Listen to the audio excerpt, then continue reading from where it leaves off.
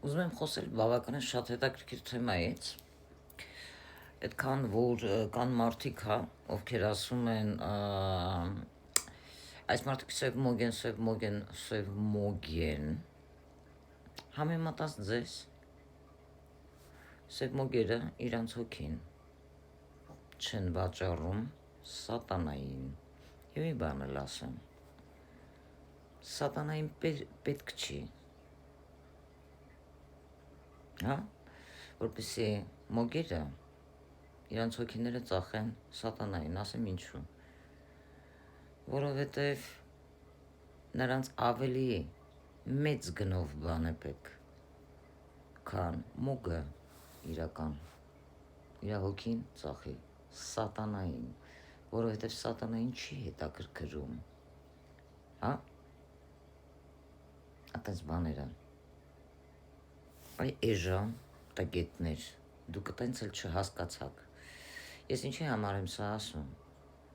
այն խաբեբաները, դուք հələ չեք հասկացել մինչև այսօր, թե ինչի մեջ եք դուք մտել, դա ձեր գործն է, բայց դուք գիտեք թե ինչ է նշանակում, այ դուք ձեր հոգիները վաճառել եք սատանային, ինչու ունենալու է բավականին մեծ հետևանքներ, և այլելու եք այն պտուղները, որոնք ինքներդ եք ցանել, հետո մի զարմացեք, մի մեղադրեք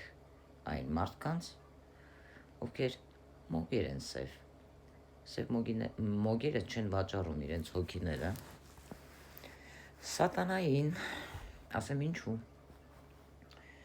որովհետև սատանան հետաքրքրված չի այդպիսի մարդկանցով, հասկացաք, օրինակ,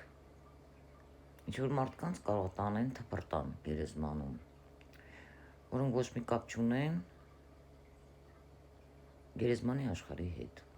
ինչ կարա լինի այդ մարդկանց հետ հետո, այսինքն անհանգստացրել են գերեզմանը, գերեզմանի տիրուհուն և տիրակալին, վթարել կլինի, ծնողներին հիվանդություն էլ կլինի, ամեն ինչ էլ կլինի, այդ ինչա նշանակում, որ դուք սատանային եք ծախել ձեր հոգին, տարուի հետ կապ չունեք մտել եք դրա մեջ, ինչ եք արել,